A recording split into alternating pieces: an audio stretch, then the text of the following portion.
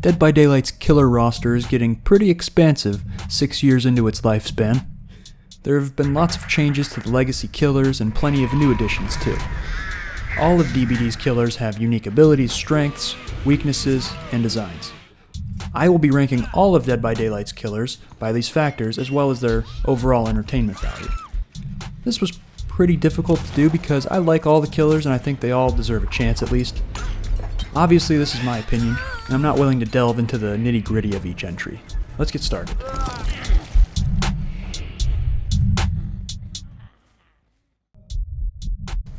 First and certainly least we have the Legion. The Legion is just not that good in my opinion, or even entertaining for that matter. Playing as this killer is underwhelming and playing against them is kind of annoying.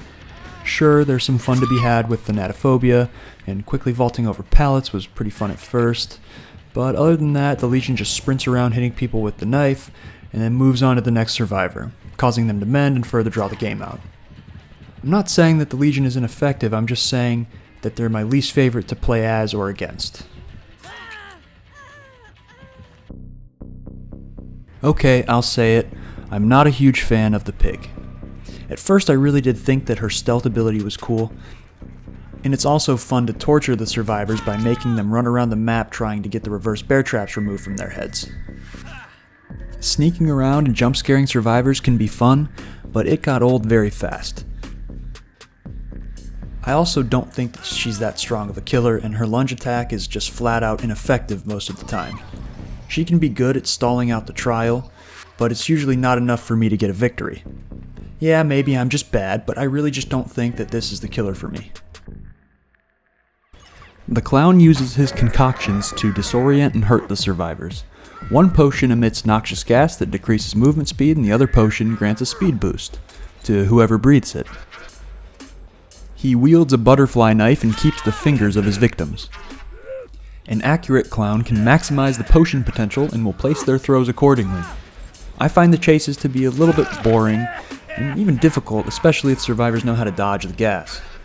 But I will say that I like the clown's design and music. The Wraith is a stealth killer, able to strike with little warning. He claps his bone bells together to cloak and uncloak, which will notify survivors of his presence. The Wraith has to uncloak to attack the survivors, but is nearly silent and invisible when cloaked. That's really all there is to the ability. The power of invisibility is all the Wraith has besides his bone axe. The Wraith is, dare I say, average at a competitive level. Good players will sometimes see him coming, and the uncloak time can be brutal, and sometimes give survivors enough time to get away. But because he can be hidden, survivors will be on edge, listening and looking around for any clues of the Wraith's existence, eventually surprising and jump-scaring the survivors. The Wraith can be entertaining, even if the chases feel rather standard. The Hag is a swamp monster that creates phantasm traps that she can teleport to. She can instantly teleport to a triggered trap and injure survivors. This gives the Hag lots of mobility, and survivors will constantly be on edge trying not to walk over a trap.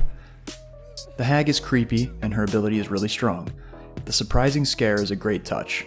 The traps near the hooked survivor, they get a little annoying though. The playstyle is a little bit boring, and it rewards camping the hook. Freddy Krueger from Nightmare on Elm Street puts survivors into the dream world where they are susceptible to him. He places dream snares on the ground to find and slow victims, and he can also create dream pallets which can confuse the survivors. Freddy can also teleport to generators to keep the pressure on. Survivors won't really hear him coming when they're in the dream world. He sounds strong on paper, but in reality Freddy is pretty average. For whatever reason, his powers just aren't as fun and powerful as you would think. The Trickster is a ranged killer, a K-pop idol that barrages the survivors with blades.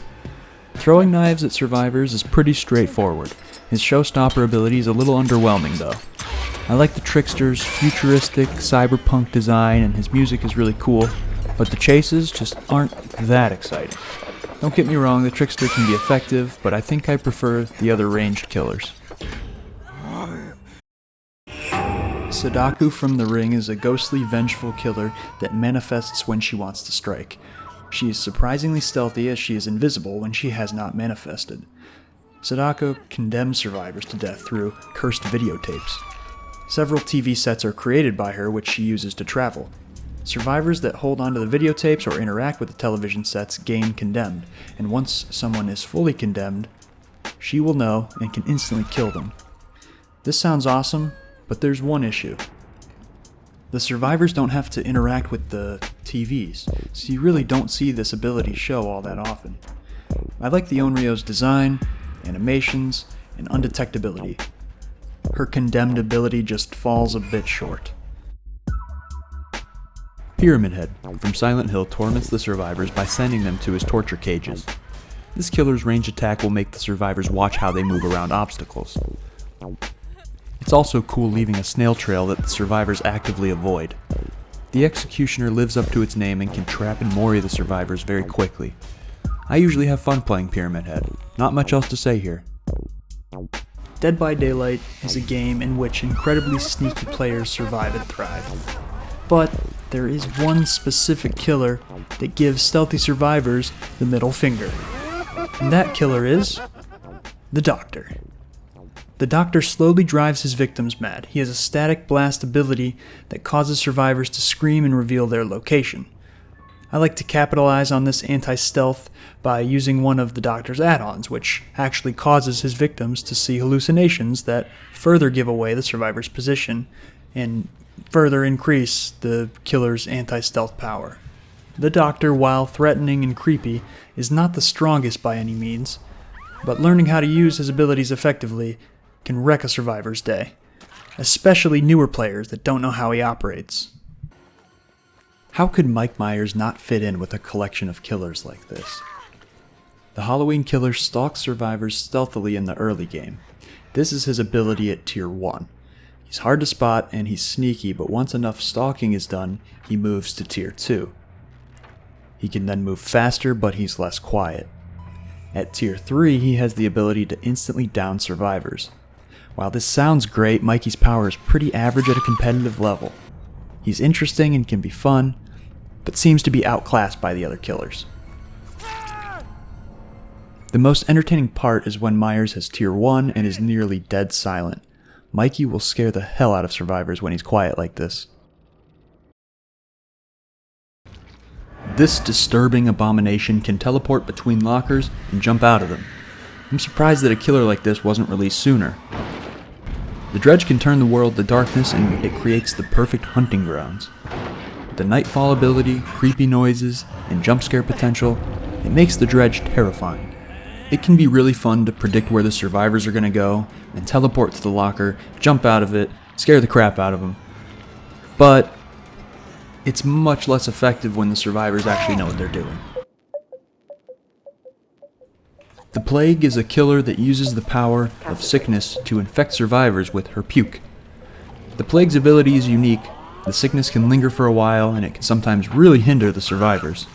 Survivors getting sick over and over again is just painful to see or watch. As interesting as this is, the Plague is pretty hit or miss.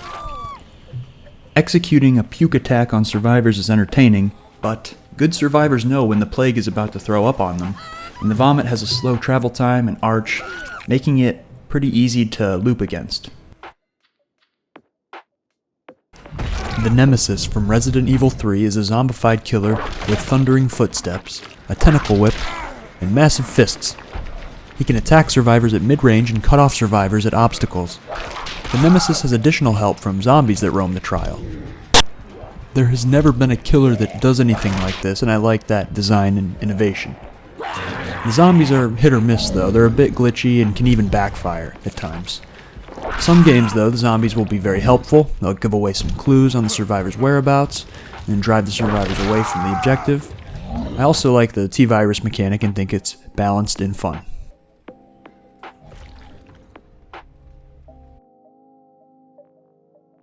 The iconic Scream Killer. The Ghostface is a stealthy killer that can stalk his victims from a distance and then instantly down them. Survivors will find themselves using their awareness and perception more than ever before, really, creating a very intense trial. His ability is a bit confusing to learn, sometimes on the survivor side especially, Revealing the ghost face can be a frustrating time, and it just feels a little glitchy. This is definitely the sneakiest killer, I would say, and it's a very fun playstyle that I've come to enjoy. The Deathlinger uses his homemade gun to harpoon survivors from a distance, then reel them in to attack. Landing a successful harpoon is very satisfying, and his weapon is simple and very fun to use. The reload time doesn't take that long, and overall the weapon's very balanced. The Deathslinger's design and theme are very cool, and I like the chase music and sound design.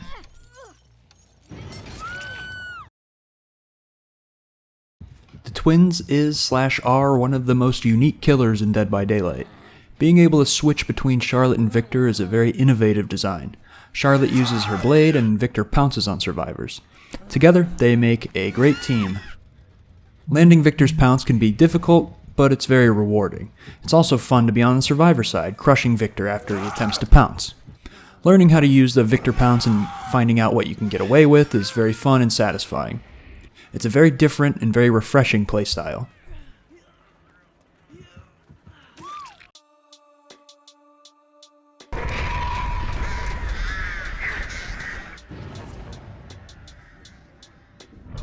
The artist is one of my favorites simply because she is very anti-loop.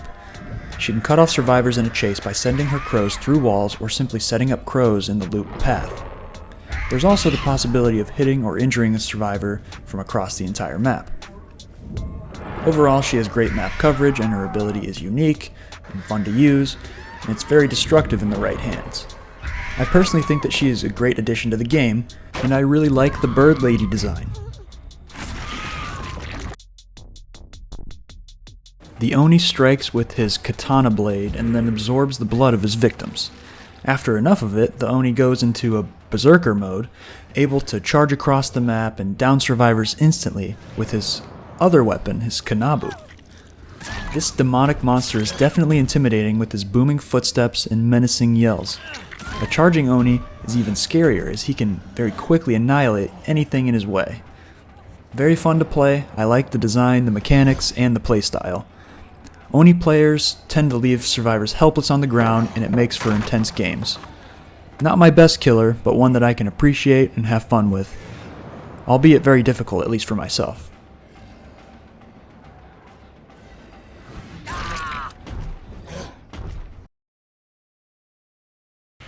The Cannibal originates from the Texas Chainsaw Massacre franchise. Bubba wields a chainsaw and wears the faces of his victims. His chainsaw attack can down multiple survivors in one sweep. I absolutely love the idea of Big Bubba running around with a chainsaw, but it happens to be somewhat frustrating. When I play Leatherface, the survivors either get absolutely destroyed or they run circles around me, and it's usually the latter. I've had some frustrating experiences with this killer, but usually I have a blast playing as and against him. Perfecting the chainsaw usage is the key. Bubba without his chainsaw is useless, and good survivors know how to counter it. It can be very satisfying to snowball with him, and his ability is pretty straightforward. The Cannibal sadly gets a bad rep and is the killer most known for face camping, or BMing. The first killer to come out, and still one of my favorites to play. Truly a hunter playstyle where you are trying to trap your prey. I developed this barbaric mentality when I play Trapper because he doesn't have any magic or supernatural forces to assist him. Nope, just a cleaver and some bear traps. It puts an evil grin on my face when I hear that trap go off. I know that the survivor is completely helpless. The Trapper is pretty straightforward, but there is a bit of a learning curve when it comes to his trap placements. The Spirit can be very powerful and intimidating with the ability to phase walk very quickly and also remain hidden. Her ability is so strong that she will literally catch survivors off guard most of the time. It's very fun learning how to counter her ability, and using it is just as fun. The survivors have to guess where she is as she seemingly just appears out of thin air. And on top of that, the Spirit herself has to actually listen, because she can't see survivors while phasing. This prediction playstyle requires good listening skills. I would say that the Spirit is balanced and extremely strong in the right hands.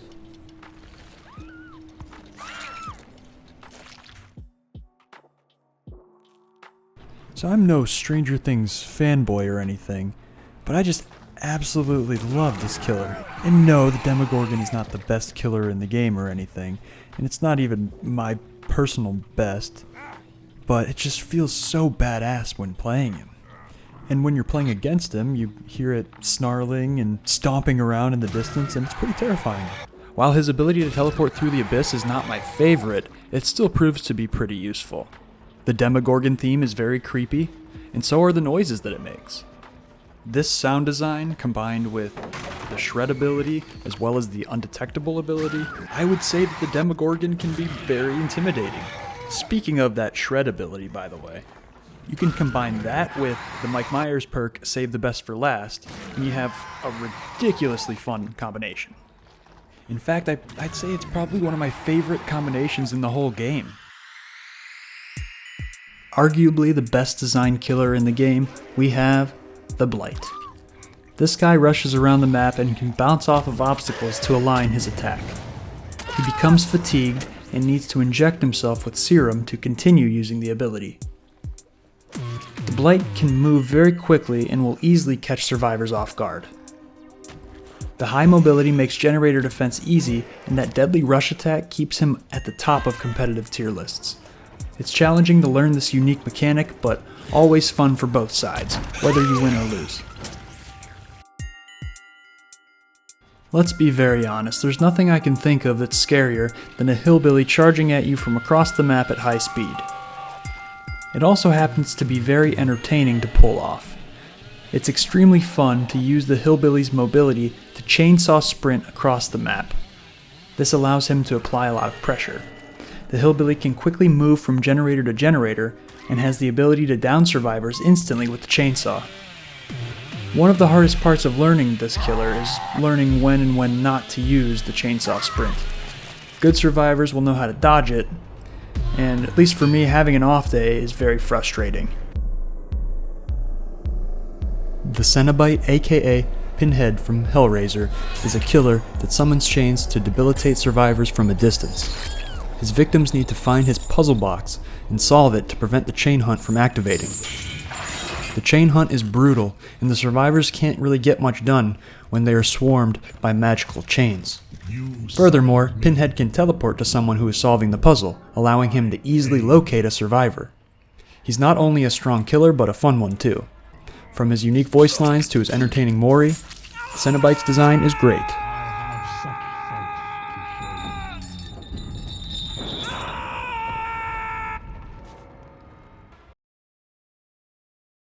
Are you tired of survivors running circles around you? Learn how to play this creepy woman wielding a hacksaw who can blink through walls, pallets, and the floor. This is obviously a powerful ability, but it can be very difficult to pick up and master. The nurse also has very slow movement speed, and survivors will easily outrun her if she doesn't use her blinks. She also becomes fatigued after blinking, unable to see straight for a few seconds. For this reason, the nurse tends to rank high on competitive tier lists. Most people believe she is a high skill ceiling killer, deadly in the right hands.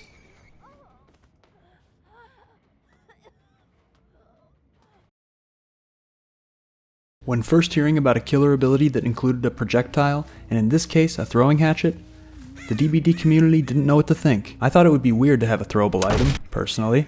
Doesn't really seem like it would fit. But the Huntress turned out to be one of the most fun killers to play.